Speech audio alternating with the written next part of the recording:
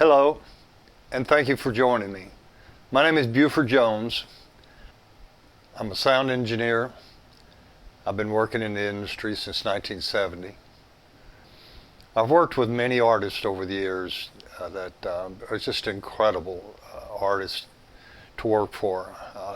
Look back at my resume of almost 30 artists that I've toured with over the years, and it brings a lot to me now that I'm at the stage of retirement, and what am I going to do with my life at this point? Well, I want to share it. I want to share some of the experiences and times that I've had, and hope that it will help young people that are wanting to get into the sound business to strive for that in a way that it's a wonderful area of work to get into. And you just can't even put into words the feeling of sitting at a sound mix console at a live concert of 40,000, 80,000, 100,000, 200,000 people and mix the sound for the artists that you represent. I think it's very important, first of all, that we realize why we are in the business and the position of a live sound engineer or live mix engineer is to deliver the sound to the audience as accurately as possible. You must have a passion for the music. The industry is based very much around sales. It starts where artists, and I kind of jokingly look back to where the entertainment industry started, which I think it all goes back to cavemen. Somebody was beating on a rock while dancing around it with some sticks that he had found nearby, and could very well have done it very entertainingly, that he drew a crowd and people watching this guy doing what he does. Chances are they could have come back the next night looking for that same caveman and see him again. Well, that's entertainment. There's always been, I believe, and there always will be, somebody that wants to get up in front of an audience and perform a talent that has been given to them. That talent, that performance needs to be delivered to an audience. Many years ago, I was in New York City, I think somewhere in the mid-'70s, and I was going to the hotel, and the cab driver picked me up and to the hotel and was questioning me and what I was doing in New York City, and I told him that I was there and I mix sound for live concerts, and he said, "Who do you mix?" And I said, "Linda Ronstadt." And he goes, "Oh, Mama bakes the cake and you serve it." And I thought that was the most amazing line I have ever heard. And I think that truly sums it up. We are reproducing what an artist creates. And an artist creates that material. It takes a lot of time to write music, to record music, mix it, distribute it. And as live sound engineers, that's what we do. We help in the distribution of the product that they put out. So we go from place to place, venue to venue, and we are presenting a show, and we want to do it in the highest quality format that we can do it so that the audience is thrilled with what they hear. They have an experience that they remember. And chances are, many of those will go out and buy the album that may not have bought it before from that experience that they saw at that concert.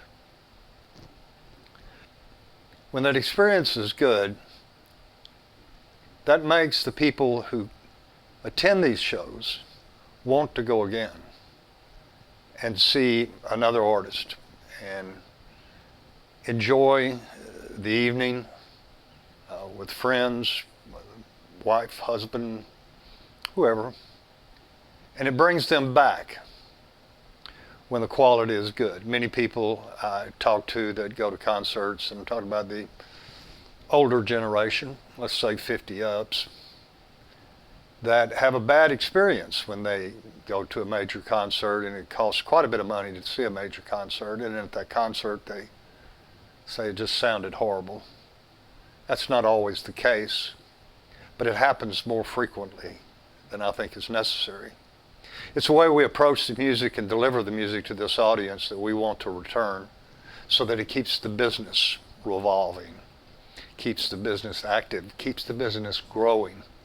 That artist is now able to go back into the studio and record another album that will be eventually taken out on the road and presented to an audience that the sound mixer will carry on. So it's a very important position. At the same time, the position of live audio sound mixing, to me, is another way of playing an instrument. I think to get to fulfill that to its highest degree, I think that's what I look at the console as, just as a musical instrument, as a guitar, as a keyboard, or anything else. And I'm playing that instrument. I'm playing that instrument musically, and I'm playing it with the artists that are on stage. I'm detached from them, but I'm playing with them. And I research their music. I find the balances that they intended to work as they formed their album. And now I take that information, listening to the album as well, referring with the artist, and then I go out and put my portion of the job together. And it is a thrill beyond words. I can't say what that is, to be in front of a large audience and doing a show that you see that the artist is having a wonderful time on stage. The audience is just loving it, minute by minute, growing in intensity as the show goes on. And you have a little piece of that as a sound mixer. And to me, that's priceless. It's just priceless. It's what keeps us all doing it. There's a very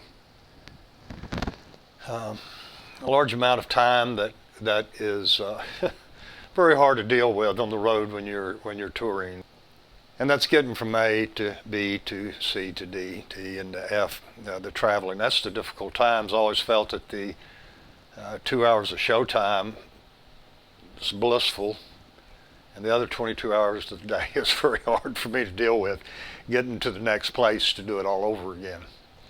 So I want to share some of my experiences. I want to share with young people, especially who are getting started, and people that want to learn more, or maybe just hear another way of doing things.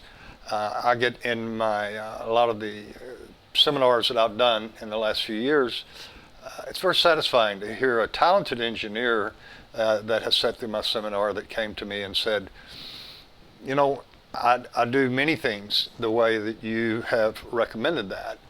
And he says, because of that, he or she, because of that, I feel more confident about what I'm doing, now that I know that that is generally accepted and used by someone as yourself who's been on the road a long time.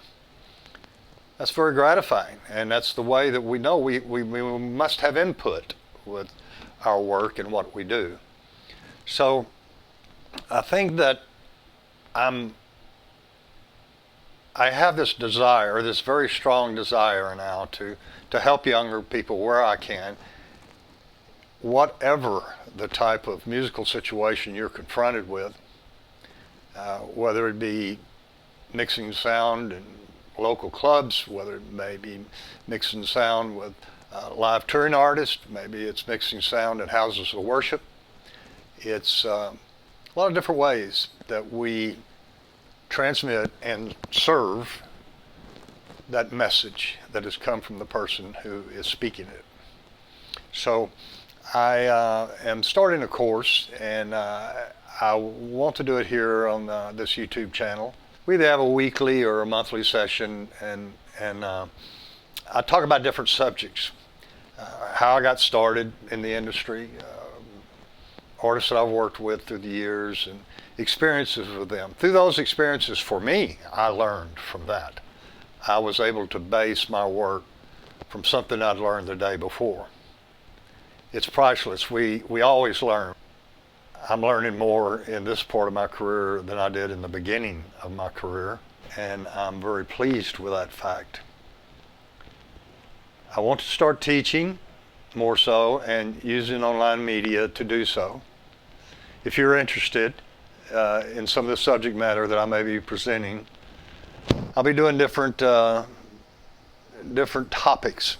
I'd also like to hear from you to tell me what you would like to hear from someone like myself who has done this most all of my life, and what your needs are. What is the most difficult thing for you in sound reinforcement? I am going to talk also about that. I think that's the most important part. I want to also just talk about, again, what life is like in touring and traveling and working with artists. Some wonderful, wonderful, priceless moments, as I said before. And then there's times that are very difficult. And it's a lot of sacrifices you make to go on the road and leave your family and to be gone long periods of time. But I can explain that in a way, and the technical aspects, I think most young people, there are certainly ways I could teach you some fundamentals that you should not overlook, and to use these. And that's, most of it is common sense, but maybe it's not on our checklist. And things that we can do to ensure that we have a consistently good sounding show that is presentable to anyone that pays the money to come in to see it. So here we go. I'm ready. I need to hear from you, and if you will contact me through studio@BufordJones.com, I will be happy to respond. I will be happy to assemble more information as to what I'll present on this upcoming series of videos that I intend to do. I'm going to take you one day through my stage passes. I got shoe boxes full of them in there, touring laminates, and I'd like to express each and every artist that I work with, what I gained and learned from them, and how we worked together and achieved a good sounding concert. Not every concert's going to sound as good as we want it to. There's so many variables in live sound. That's the challenge with it. It's such a big field, and as we go through it, you fine tune and realize that on a given day there's only so much we can do, and we have to cope with that fact. Maybe throw out the icing of the cake, get the cake solid first, get it baked, ensure that we have a cake, and then start putting the icing on it, start putting the glitter on it, make it beautiful. You have that option as a live sound mixer. I'm very excited to work with you on this. I hope that we can pull this together real soon and get this off. I would like to be doing it by this fall. So would love to hear from you. I thank you very much for taking the time to watch this. And please contact me once again at studio@BufordJones.com. And I will get back to you, and we'll paste here on this video as well. If you become a subscriber, that'd be wonderful, and that I know that, and start putting the information together. But I'll take you through lots of steps, the mixing and consoles. I have some friends that are working through console manufacturers that I can have a console here to show you what you really would like to learn in different areas. Not that I know everything, but I can certainly give you my opinion on what I think about it. So it's something that I really feel strongly about and want to do. So thank you again for taking this time. I appreciate it very much. You have a wonderful day, and I hope a wonderful career in working in live sound. Thank you very much for your time.